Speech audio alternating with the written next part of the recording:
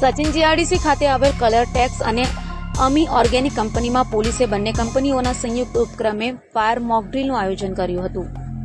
રાજકોટની આગની ઘટના બાદ રાજ્યભરમાં તંત્ર હરકતમાં આવી ગયું છે, ત્યારે સચિન જીઆરડીસી પોલીસ દ્વારા સચિન જીઆરડીસી ખાતે આવેલ કલર ટેક્સ અને અમી ઓર્ગેનિક કંપનીમાં બંને કંપનીઓના સંયુક્ત ઉપક્રમે ફાયરને સાથે રાખી મોકડ્રીલનું આયોજન કરવામાં આવ્યું હતું, જેમાં બંને કંપનીમાં ફાયર સેફટીની પૂરતી સામગ્રીની પણ તપાસ કરાઈ હતી. તો બંને કંપનીમાં કરાયેલ દિલધડક મોકડ્રીલને જોઈ લોકો પણ આવક થઈ ગયા હતા.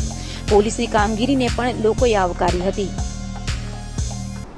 તાજેતરમાં રાજકોટ શહેરમાં ગેમ ઝોનમાં આગના અકસ્માતના બનાવની એક ખૂબ જ દુઃખદ ઘટના બનેલી છે, જે અનુસંધાને તકેદારીના પગલાંના ભાગરૂપે સુરત શહેર પોલીસ અને અન્ય સરકારી વિભાગોના સંયુક્ત ઉપક્રમે અલગ અલગ દિશામાં અલગ અલગ કામગીરી થઈ રહેલી છે.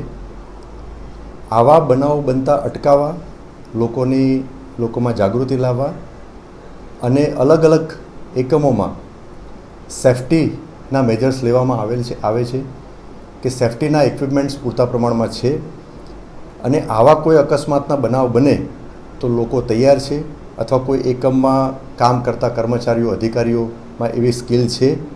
આ બાબતની તપાસ કરવા અને આ બાબતે લોકોને જાણકારી આપવા માટે સુરત શહેરના પોલીસ કમિશનર શ્રી અનુપમસિંહ ગેહલોત સાહેબે સબોર્ડિનેટ અધિકારીઓને સ્થાનિક પોલીસ સ્ટેશન લેવલે જે યુનિટ અને જે આવા સ્થળોએ મોક ડ્રીલનું આયોજન થઈ શકે ત્યાં મોક ડ્રીલનું આયોજન કરવા માટે જરૂરી સૂચના આપવામાં આવેલી હતી. જે અનુસંધાને સેક્ટર 2 સાહેબ ડામોર સાહેબ અને ઝોન 6ના શ્રી રાજેશ પરમાર સાહેબે સચિન જીઆરડીસી પોલીસ સ્ટેશનમાં 2 ઇન્ડસ્ટ્રીયલ યુનિટ એટલે કે કલર ટેક્સ પ્રાઇવેટ લિમિટેડ અને અમી ઓર્ગેનિક કંપની એ બંને યુનિટમાં એક ફાયર અનુસંધાને એક મોક ડ્રીલનું આયોજન કરવા માટે જરૂરી સૂચના આપેલ.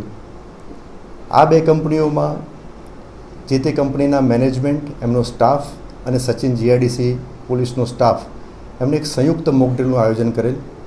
કલર ટેક્સ કંપનીમાં ઝોન 6ના ડીસીપી શ્રી રાજેશ પરમાર સાહેબ જાતેથી હાજર રહેલા હતા. બંને કંપનીઓમાં મોક ડ્રીલનું આયોજન કરવામાં આવેલ. બંને કંપનીઓના મોક ડ્રીલના આયોજન દરમિયાન ત્યાં પૂરતા પ્રમાણમાં સાધનો છે. સાધનો વાપરવાની જાણકારી જે તે સ્ટાફમાં છે. અકસ્માતનો બનાવ બને તો શું કાર્યવાહી કરવી અને શું ના કરવું એ બાબતમાં ક્લેરિટી મેળવવા માટે પોલીસ વિભાગ અને તેમના કંપનીના મેનેજમેન્ટ અને ત્યાં કામ કરતા કર્મચારીઓએ સાથે મળી એના મોક ડ્રીલનું આયોજન કરેલું હતું. મોક ડ્રીલનું આયોજન ખૂબ જ સફળતાપૂર્વક પૂર્ણ થયેલું છે. લોકોને અકસ્માતનો બનાવ બને તો શું કરવું અને શું ના કરવું એ બાબતે ક્લેરિટી આવેલી છે.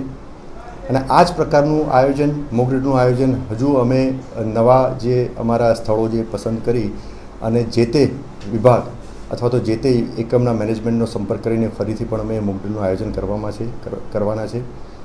આ જ પ્રકારે જો મોક ડ્રીલનું આયોજન થાય તો લોકો જાગૃત થાય, લોકોમાં જાણકારી આવે અને આવા જે દુઃખદ અકસ્માતના બનાવો બનતા અટકે અને જો બનાવ બને તો એમાં મિનિમમ કેઝ્યુઅલિટી થાય એવા સેફ્ટી મેજર્સ લેવામાં આવે, જે બાબતે આ મોક ડ્રીલનું આયોજન કરેલું.